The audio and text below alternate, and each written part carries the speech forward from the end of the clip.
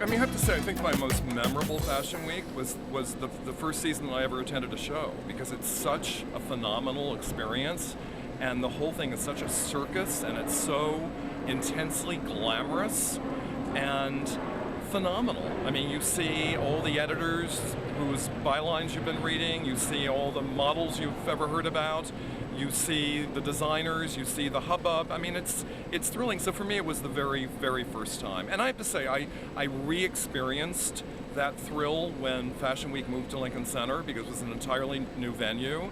And it was as though I'd never attended a Fashion Week before. It was very, very exciting. I think everyone was bereft, in a manner of speaking, about having Fashion Week move from Bryant Park to anywhere.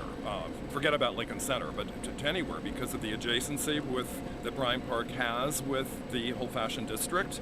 There was just ease of access, and also Bryant Park really branded New York as the fashion capital of the world. I mean, I'll just be very matter of fact about it. We would still be there were it not for the fact that the mayor's parks commissioner said, you have to get out of here. And the reason he cited was that we're a private event in a public space. I think there's probably more to the story than that.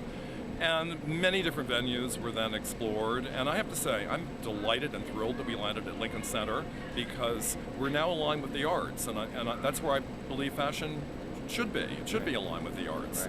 Right. And I'll also add, when I was trying to be a cheerleader and a rallier for this move, because there were so many naysayers in the fashion industry, all these naysayers were saying, oh, this can't move, and Lincoln Center is so far away. I said, far away? I said, it's 3 subway stops. And then I realized, probably the only one who attends Fashion Week who rides the subway.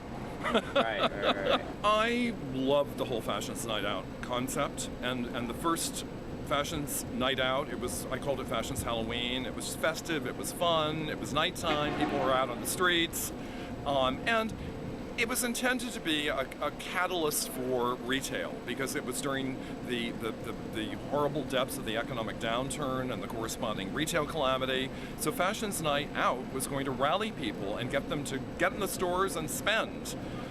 And I believe season 1 worked. Season 2, I called the entire experience Fashions Mardi Gras, because it became chaotic and crazy. And I maintained that the streets where this was happening, Soho, the Village, Madison Avenue, that they should all be closed. I said it wasn't safe for cars and people, because it was such bedlam. This last Fashions Night Out that just happened, I mean, it was bedlam. Let's just be blunt. It was total and complete craziness, drunkenness. I felt like I was at some huge college campus, and the frat and sorority boys and girls were all going nuts with grain alcohol. It was crazy. So I want a recalibration of Fashions Night Out, or none at all.